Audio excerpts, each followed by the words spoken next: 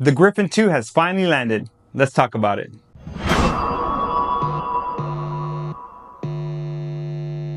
What's up, friends? I'm John, and this is Unpack'd, a place where we unpack all the details about your favorite bags, EDC, and travel-related gear. And today, I finally received my Evergoods Griffin II.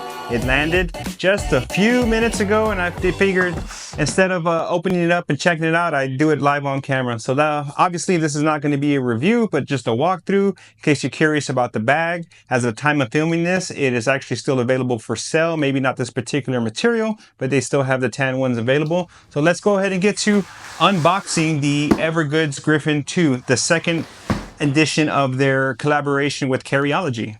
If I get my knife, and let's see what we got here.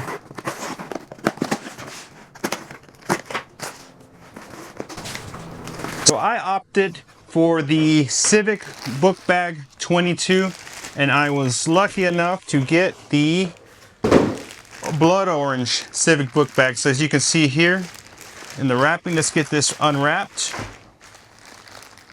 Now, from my understanding, only 100 of the book bags were available in blood orange, and 100 of the CTBs were available in blood orange. But to be honest with you, it felt like they made like a couple of thousand of them, because I personally know like 7 people that got a blood orange, and I have the worst luck at drops, and I was able to get a blood orange. So I'm thinking there were a little bit more than 100, but I don't know. These aren't numbered, so who's to say? So here it is. Let's get this paper out of the way here. Wow, that is extremely red. Okay, so like I said, this is not a review. This is just an unboxing and initial reaction. I guess we'll do a full walkthrough and a loadout so you can kind of gauge for yourself what this bag can fit. But my initial reactions is, wow, this wax material is really nice. It's a specially formulated wax for specific for this collaboration. It's a special material specifically made for this collaboration. Now I have my notes pulled up here because I don't know everything about this bag, but this is a P400 C4X wax, specially designed for this collaboration project. This blood orange is quite nice. This wax, this feels real thick, really durable, really waxy. You see the leather Matsuda Griffin patch right up front. These nice zipper pulls, and I still like that even though this is a smaller EDC style backpack, they're still using number 10 chunky zips. Love that. Of course, the biggest thing is this new leather bottom here. I bet you that's going to patina quite nicely. I do like the leather bottom there. I like the accent to break up all the red, and it matches the patch and the leather zipper pulls here. On the top, you have not quite the known Evergoods padded handle, but it's a handle for sure there. It's got a little bit of cushion, not a lot. You still have the signature Evergoods loops on the side, so you can attach some gear. On the back panel, you see the natural curve straps, and of course the same back panel that Evergoods is used to. So this is a fully waxed back panel and waxed shoulder straps. So I'm kind of curious to see how this is going to hold up and if there's going to be any wax transfer to your clothing. Now, Evergoods did say in an Instagram post in one of the comments that it is color fasted, but those who have had the first edition of the Griffin know that the Griffin ones, the cap 2s, were staining the inside lining of the bag. So that's something that's quite a concern. So the overall look of the bag, as you can tell, is a classic, from the old book bags, the old JanSports. Now, I'm 40 years old. I remember when I was in middle school that all the cool kids had the JanSport backpack, and I couldn't have one because my mom wasn't going to pay that kind of money for a simple backpack. But look at me now, Mom. I got a backpack and I paid $350 for it. One thing you notice that on the side here, how the zipper is not straight up the middle. It kind of starts at the front, tapers to the middle, comes over, and then tapers back down. So you do have, a little bit of design element to it. Of course, this is not a dupe. This is a complete redesign. This is Evergoods' take on the book bag. And I like to say I like the overall shape. I like the simplicity of the outside design. The material feels good. I love the color match zippers. You do have a quick access pocket up top, and that feels quite shallow. Here's the tag. We'll pack it out and see what exactly it can fit in there, but still love that they put the quick access pocket on top. Okay, so before we dive into the inside of the bag here, let's get the specs out of the way here. So the overall specs for the bag here, we'll dive into that real quick.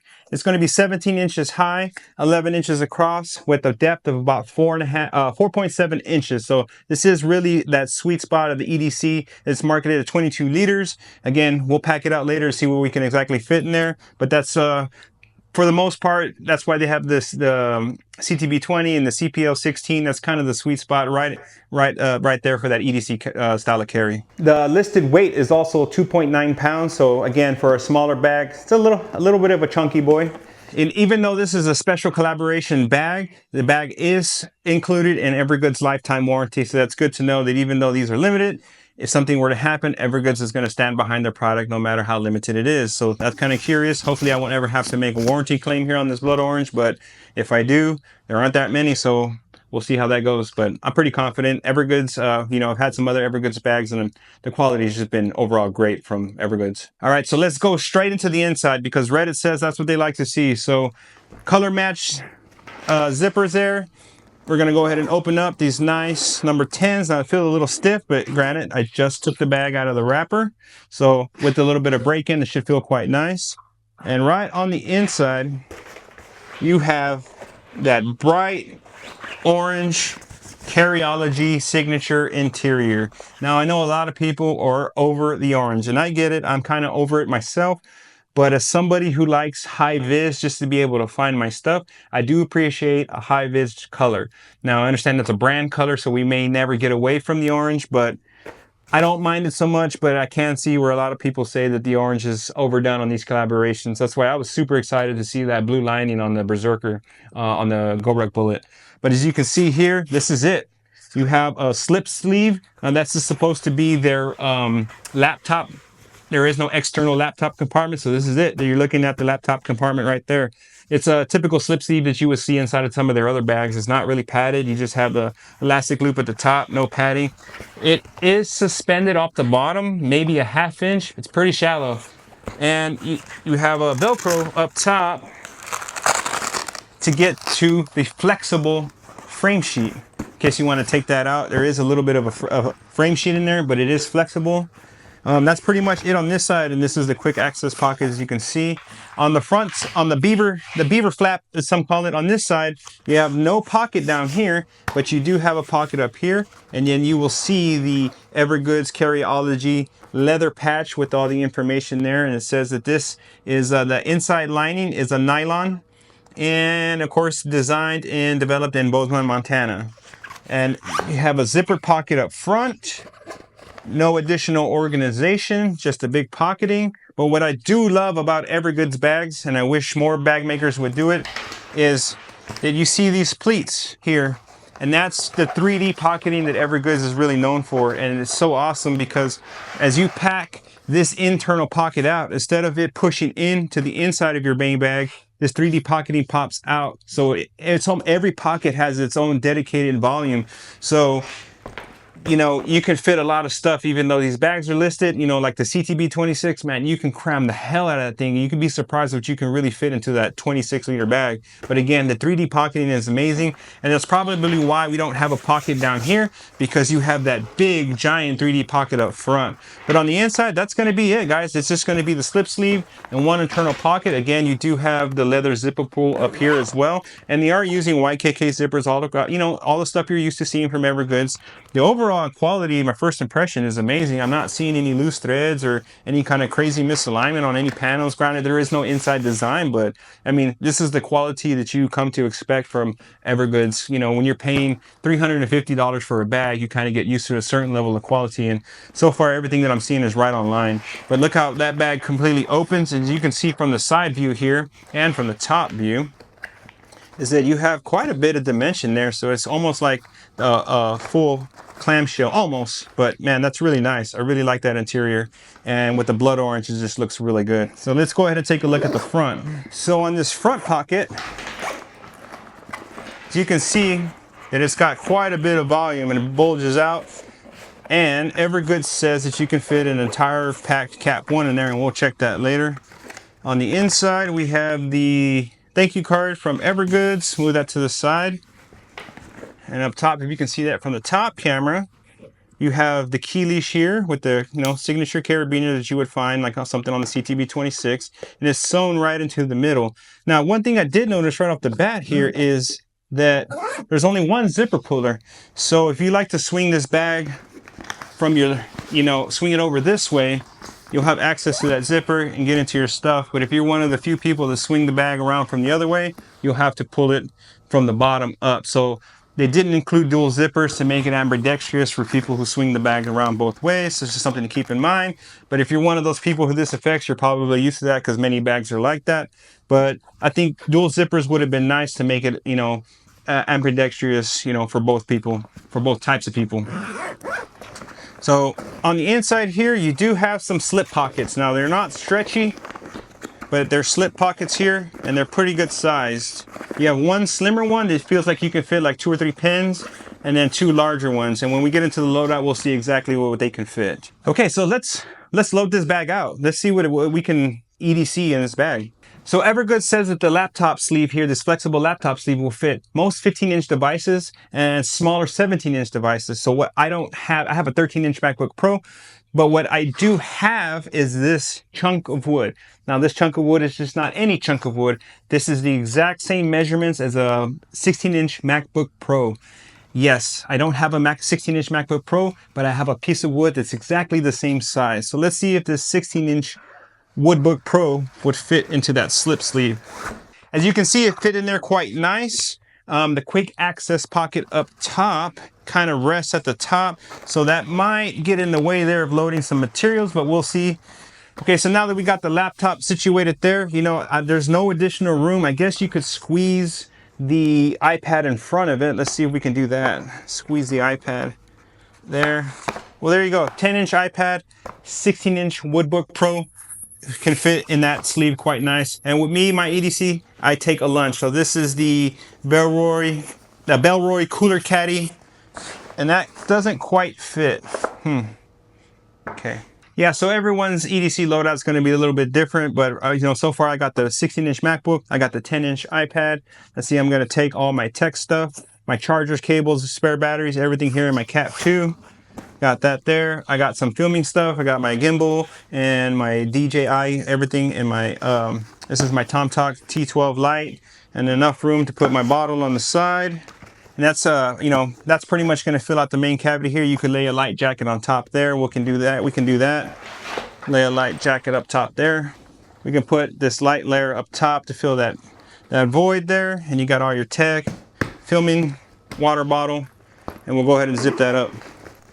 So again, you still have that internal pocket that has that 3D patterning, so you can still stuff more gear into there. I'm just doing a quick loadout here. On the front pocket, see, I'll throw my keys on the key leash here. And these stretch pockets, field notes, so they're exactly the size. You can easily fit a field notes into each pocket. These 2 pockets are the same, so the field notes fits easy right there. You can easily add a pin next to it, down in there. And then you still have this side pocket here where I can add a snack. And then you still have all this internal volume here. And this is a Cap 1 that's pretty packed out. I would say about 70% full.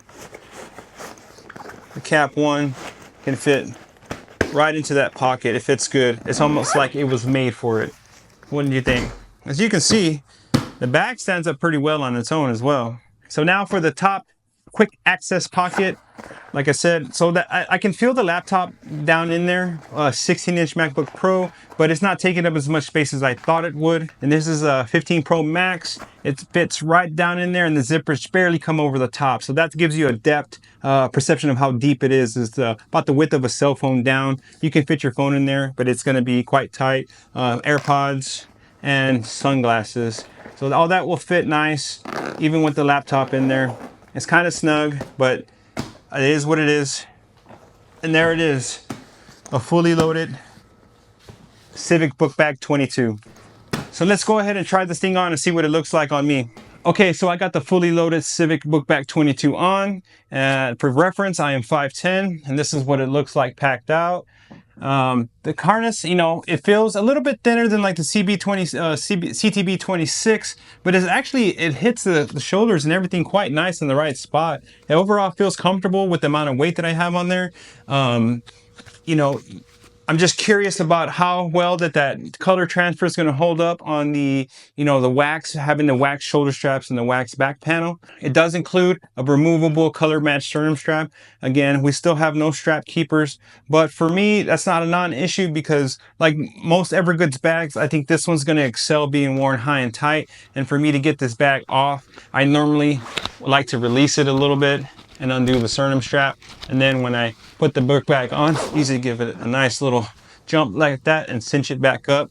So the strap keepers kind of get in the way. I don't mind the dangle. I know some people stress about it, but overall it's the comfort that you would expect. You know, the EVA foam that they're using in here feels pretty comfortable. Again, being a smaller bag, you know, you're not going to pack it out too heavy anyway. This is going to be more EDC, more, you know, easy, you know, daily use. So I don't expect you to go rucking in this bag. There is no ports for hydration. So that, again, that's not what this is designed. This is designed for it to be a simple book bag. So this bag wasn't designed specifically for travel, but I have this personal item sizer box. So, you know, given the dimensions from Evergoods, this should fit easily as a personal item and underneath your seat as an airline. But since I have the box, let's go ahead and give it the test and see, does the Civic Bookbag 22 fit as a personal item on most airlines?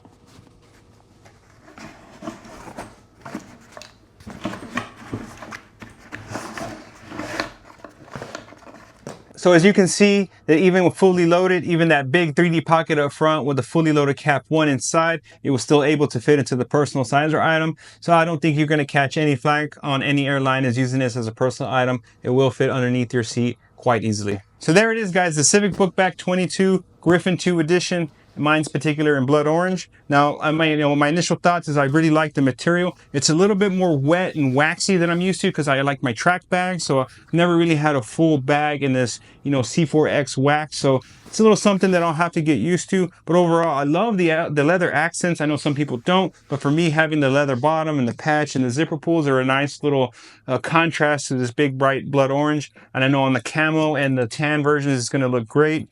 So what are your thoughts on this Evergoods take on the classic book bag? You know, like I said, it has a lot of nostalgia factor for me. You know, now that I have adult money and I can purchase, you know, my own bag. So here's a good example of that, spending my money wisely.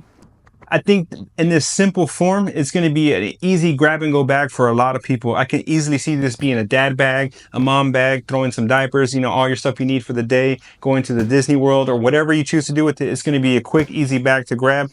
And I would be super surprised if Evergoods doesn't release this in a normal version. And I think if they do, it's going to be, you know, quite a lot of people that are going to be happy with this product. Is it a little expensive? You know, the tan came in at $275. The camo and the blood orange here were at $350. So at that price point, it's a very simple bag for what it is, but I'm hoping if they do a run in regular material, they can bring that price point back down, because I'm assuming a lot of that price was having to procure these specific, you know, materials, these one-off materials for the specific collaboration. So I'm guessing that's where a lot of the price came in. So if they if they do make this in a regular material, I'm hoping to see that maybe $200 or lower, because it is a very nice bag, but it's a very simple form. And, you know, $350 for a simple book bag is something that, you know, probably a lot of people won't pay for. But since this one was a limited edition collaboration, I went ahead and sprang for it. But yeah, I would love to know your thoughts. Are you guys over these collaborations? Did you pick up one of these collaborations? I would love to know your thoughts and see how you like the material, especially if you got one of the wax camo or the wax tan. I don't have those versions, so I'm only looking at the wax, the blood orange here. So yeah, let me know your thoughts. Are you sick and tired of the orange interiors, or you're like me that don't mind it at all? Again, this was just an unboxing and initial reactions. And thank you guys so much for tuning in and watching the video. If you want to support the channel, please hit the like and subscribe button. If you want to know more about the bag, or if you have any more questions, feel free to leave me a comment. But until then, I will see you on my next review. Thank you so much for watching.